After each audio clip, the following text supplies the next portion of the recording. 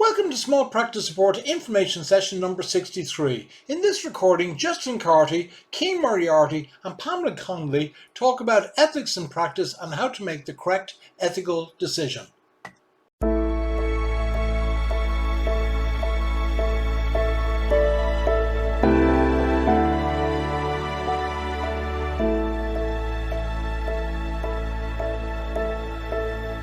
Listen, you're all very welcome to a Small Practice Information Session. I'm joined, legal ethics and how to make ethical decisions in practice. I'm joined by Justine Carty and Cian Moriarty to discuss this further. Just as an introduction, Justine Carty is a solicitor with the Property Registration Authority and chair of the Law Society Guidance and Ethics Committee. And Cian Moriarty is a senior associate in Philip Lee and is a member of the Guidance and Ethics Committee and the Younger Members Committee also. So you're very welcome to the call today. And I'm joined also by Pamela Connolly from the Guidance and Ethics Committee also. So Justine, let me stop sharing my screen and pass it over to you. You're very welcome. Thank you very much, Justin.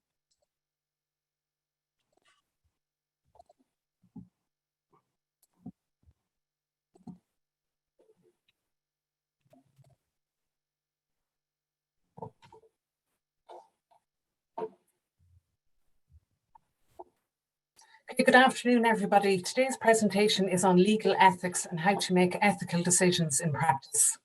This webinar session will focus on the core values of professional conduct for solicitors in Ireland and how these core values guide and assist each one of us in making ethical decisions in our firm and in our practice.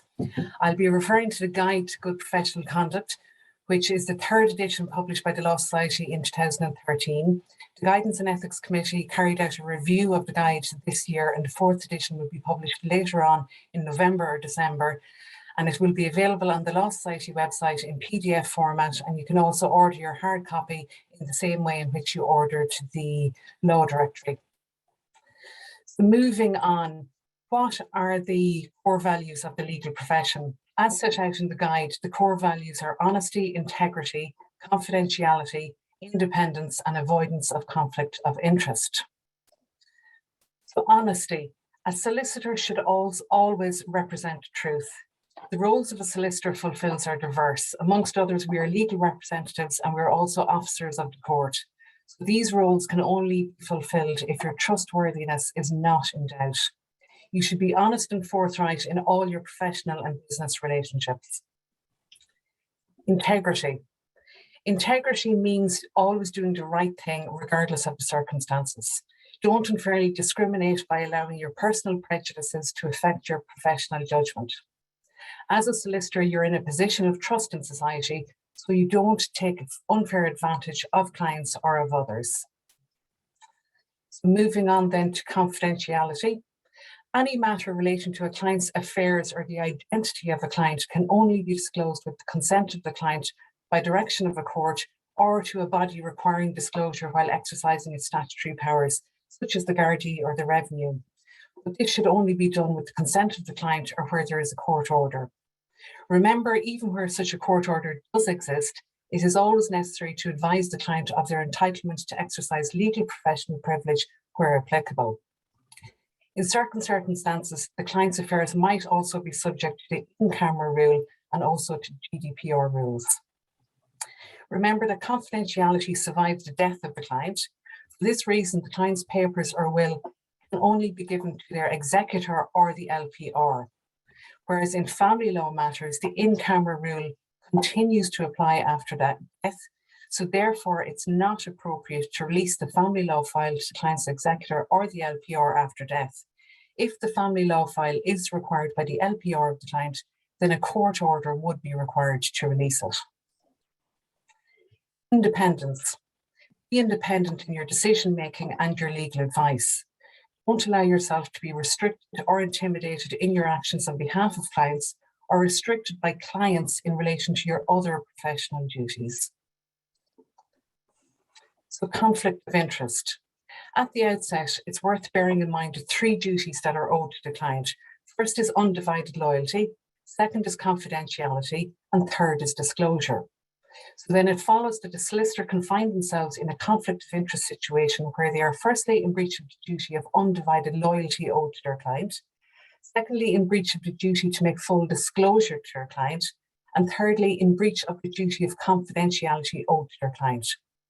So you should ask yourself at the outset if you're breaching any of these duties owed to the client to see if there's a possible conflict of interest at the outset.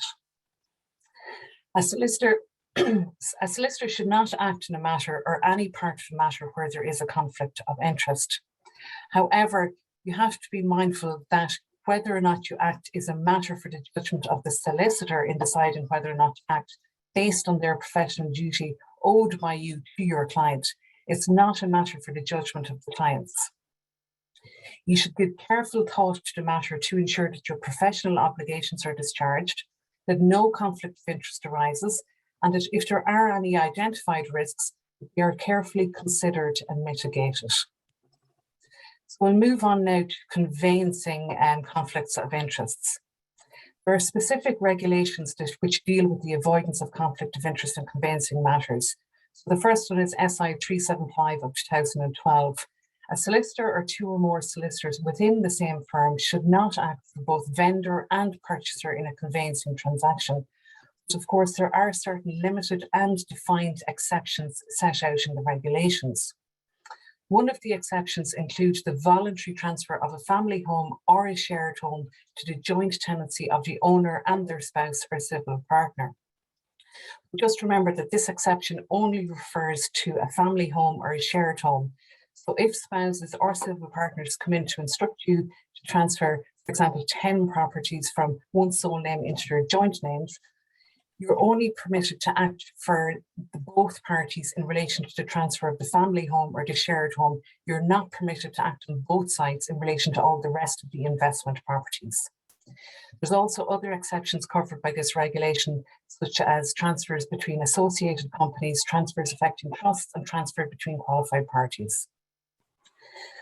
Next, a situation where a conflict of interest can arise in a conveyancing transaction would be a voluntary property transaction, such as the transfer of a site from a parent to a child.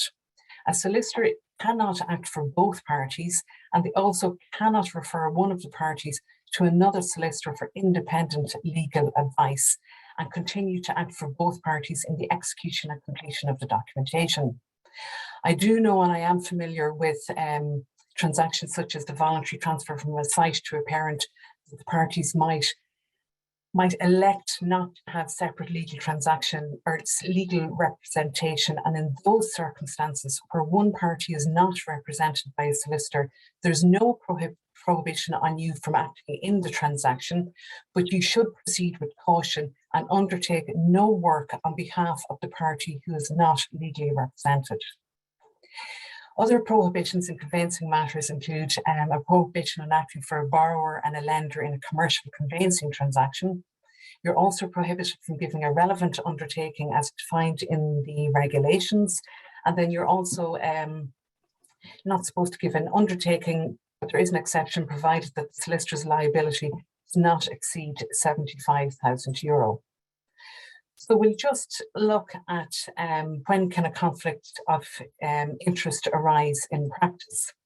So in practice, firstly, it's to remember that if it is necessary to deviate from usual practice or general principles, you should document your decision-making carefully in the event of a query or a complaint arising in the future to make sure that everything is documented on your file so you can see how you came to that decision in the first place. So the first situation how a conflict of interest could arise is a bequest or a gift by a client to a solicitor, staff, or family member.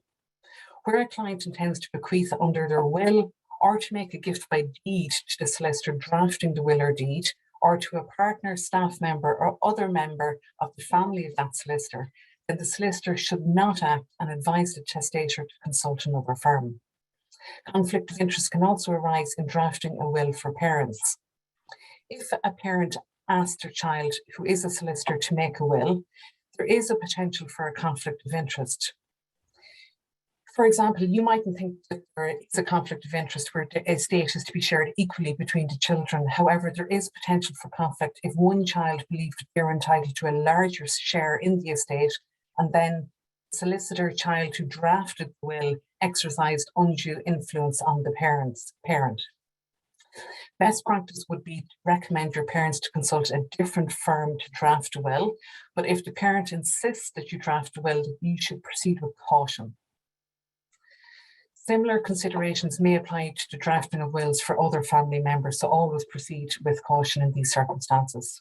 Conflict of interest can also arise in borrowing money from a client, giving loans to clients, loans from one client to another, prohibition on payments to clients. For example, a solicitor should not make or offer to make any payment to or on behalf of any person as an inducement to obtain or retain instructions from that person, or for the purpose of securing the transfer of that person's instructions from another solicitor. Solicitors holding power of attorney. Conflict of interest can arise here where a solicitor holds a power of attorney from a client because they operate under the law of agency and have a fiduciary duty. An agent cannot benefit himself or others while acting as an agent for the principal unless specifically authorised to do so. So you should remember this in relation to the payment of legal fees. Joint venture between the solicitor and client, and this actually goes in, it also relates to loans to clients and borrowing money for a client. Best practice would indicate that everything should be documented and if necessary to have the parties separately legally represented. Conflict of interest can also arise in a family law situation where a solicitor has acted for both parties in a non-contentious matter, such as the purchase of a property for the parties prior to one party returning to that solicitor seeking family law advice.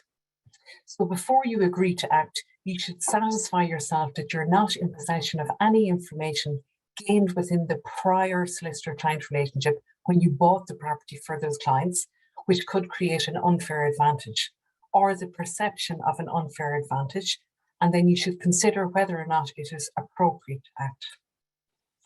Conflict of interest can also arise in the administration of an estate. Solicitors are reminded that an LPR in an estate may also be a beneficiary, but to prevent a conflict of interest arising, the solicitor acting for the estate should only act for this person as LPR and not as beneficiary. This means that although the client may have two roles, the first as their LPR and the second as a beneficiary, that they're only the solicitor's client in their role as an LPR. It may sometimes be the case that it is necessary for the LPR to take independent advice in respect of their role as a beneficiary. Conflict of interest can also arise where there's two or more LPRs and a dispute arises between them. So a dispute can cause a conflict of interest unless handled carefully. If a dispute does arise, only when a recommendation is given to the parties to take independent legal advice, along with a reminder that the solicitor can only act when the parties give the same instructions, so where the LPRs agree together what the instructions are, can the matter proceed. Where a relationship between LPRs is seriously broken down, then it may be necessary to recall the grant and seek orders of the court. If this does happen, it's all the more important that the LPRs have received independent legal advice of the solicitor from the estate.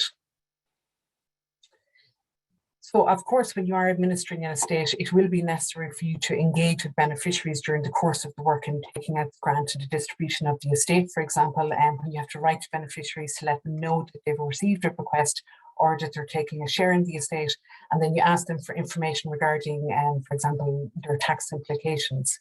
So you will have to engage with the beneficiaries in distributing their share and to provide them a copy of the estate accounts. But if a dispute does arise between the estate and the beneficiary, it's good practice for the solicitor to either write to the beneficiary and to recommend that they seek independent legal advice.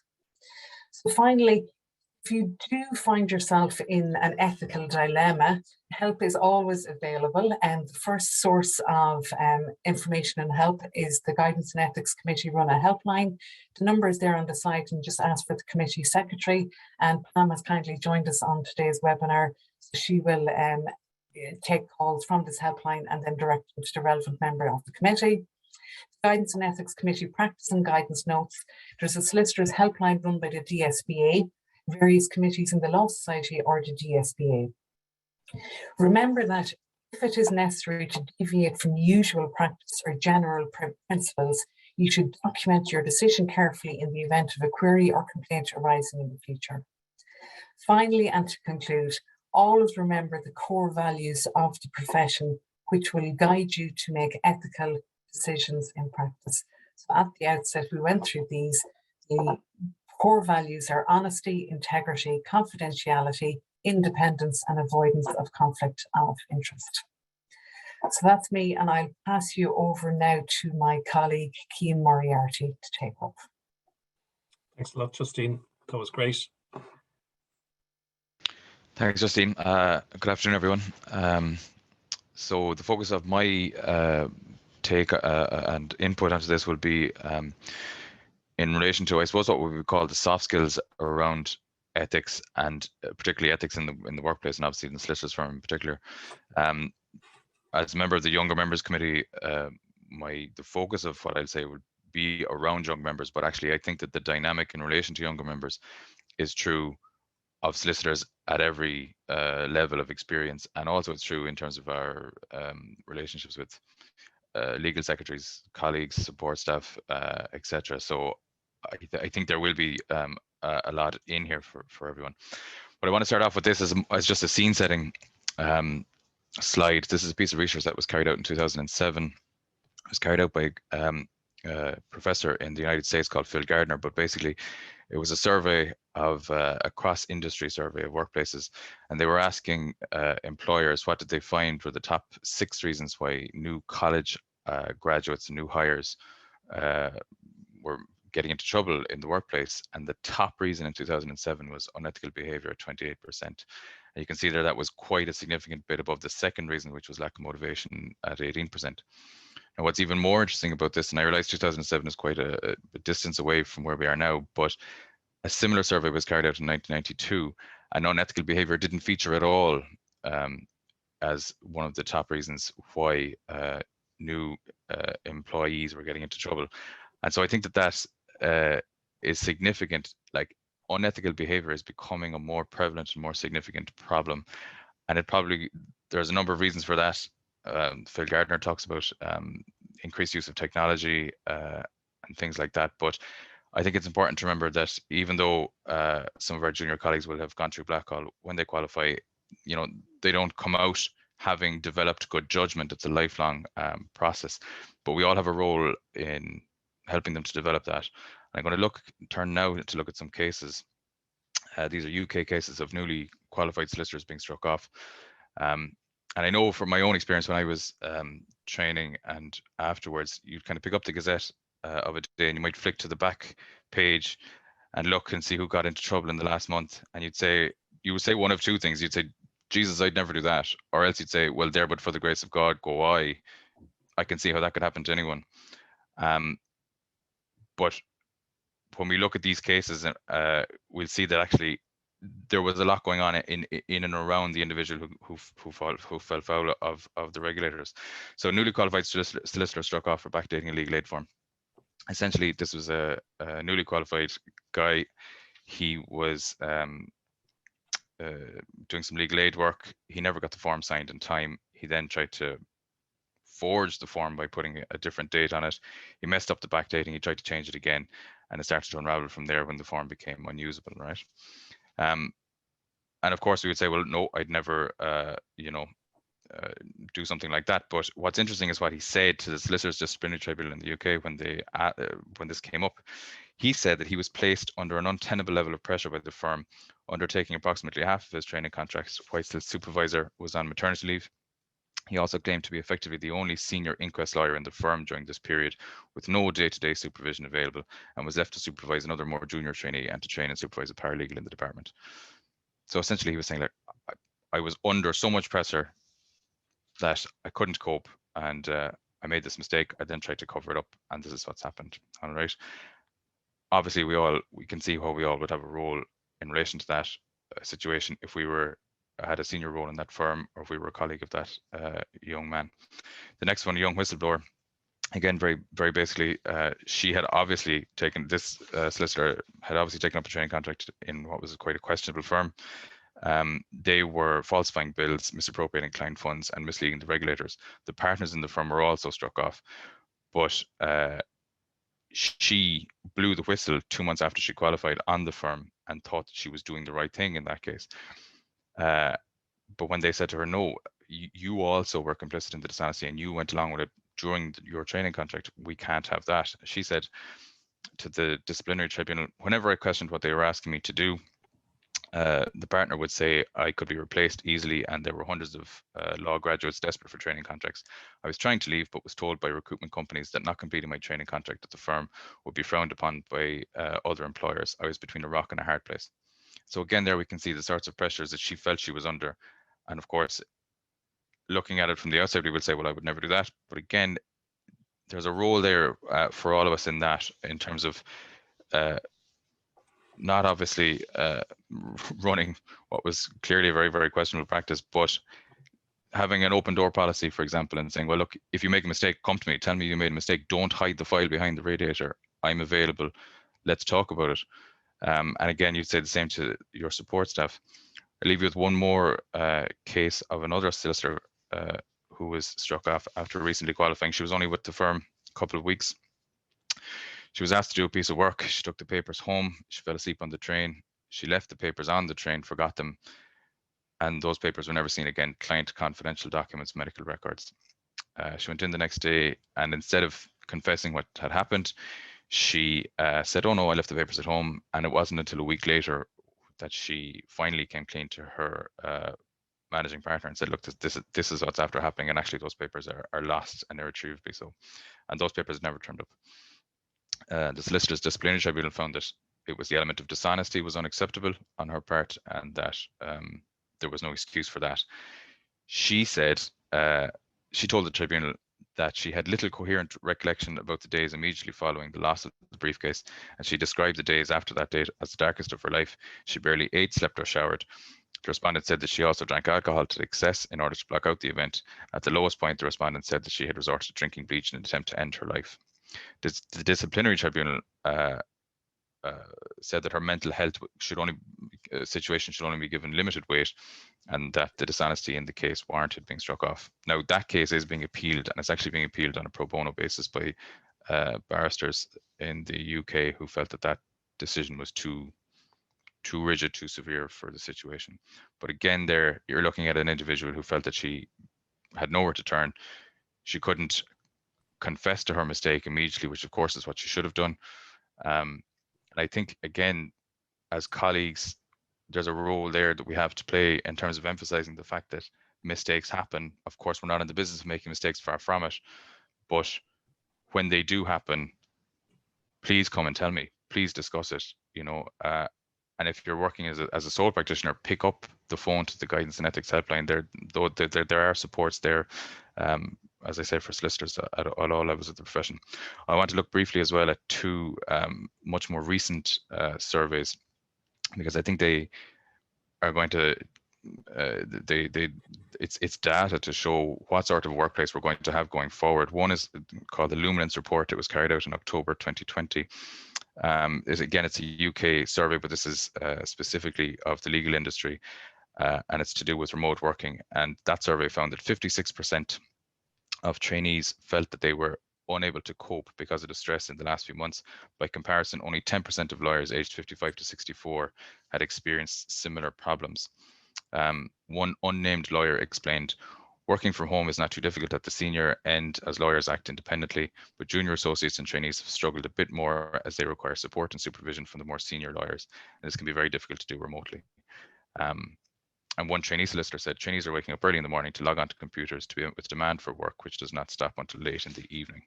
All right. And so again, there, we all have a role to play, and that's the experience of younger solicitors working remotely. And the Future Way We Work survey was a recent survey carried out by the Younger Members Committee. It's a very, very good survey, and I would encourage you to have a look at it. It's recently been launched.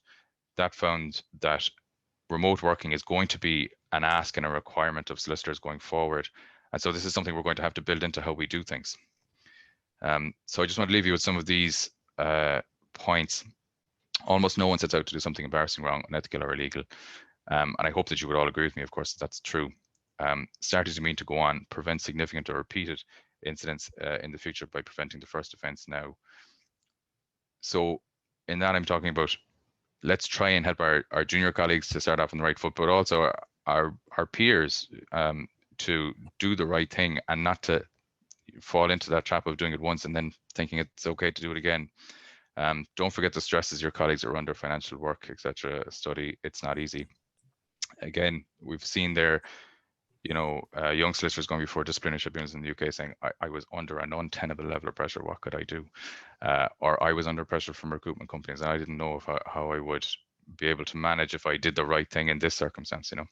So make every effort to help young professionals to start off on the right foot. You are helping them to act ethically for the rest of their careers. And I think that's true. And I think it's a privilege to be asked to train a young solicitor and for them to come to you and say, well, you know, will you please start me off teaching me how to be a solicitor for the rest of that person's career. And we should take that on responsibly, and ethics is, and teaching them to have ethical and good judgment is a big part of that.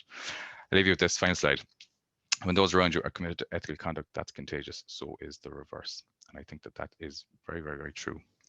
And so as a profession, we should all be obviously cognizant of what we do day to day, and how we are perceived by our peers, our colleagues, our support staff, etc. All right.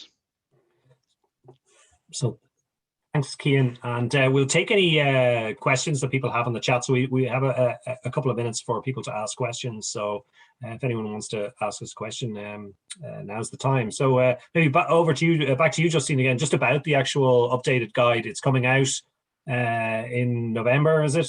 Yeah, it's currently with the editors at the moment to do the proofreading, and then after that it'll go for design and layout, and then we have indexing and appendices to do. I think when the Guidance and Ethics Committee started on this journey to update the guide, we didn't fully appreciate all the editing that had to go into the final version.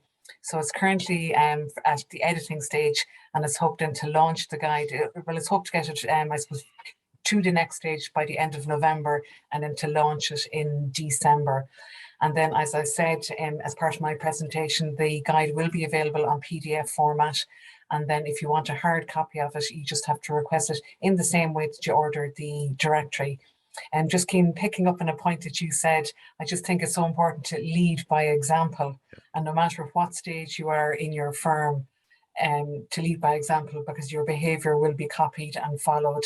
And then if one thing, like, you know, is considered acceptable, where does that stop? So it's just, you do have to start. And yeah, once you deviate or this, you know, overlook a deviation from acting correctly, you're then sort of saying, well, where's the line after that, you know? And I think of course, breaches of ethics are very rare in our profession. I think we have an excellent profession, and we hold ourselves to a very, very high standard. But just those cases in particular are quite frightening.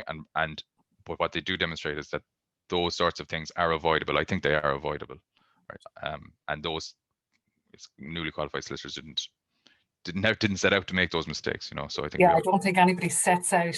Well, yeah. Not everybody sets out to deliberately, but we are all human at the end of the day, so mistakes do happen. So if a mistake does happen, always ask for help. And if you feel that you can't ask a colleague in your office, the helpline is there, the DSBA helpline is there. So just pick up the phone for some guidance, because this is how we learn as well, and we learn by our mistakes, unfortunately, and not to do them again, not to repeat them.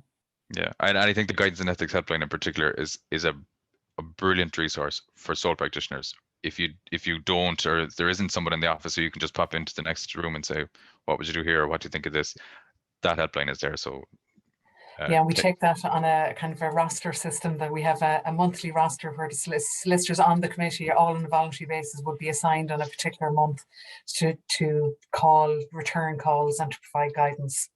But I think if you do go back to the core values of the profession, that if you ask yourself, you know, are you following the core values, that you will make ethical decisions in your practice and in your firm and in your organization as well.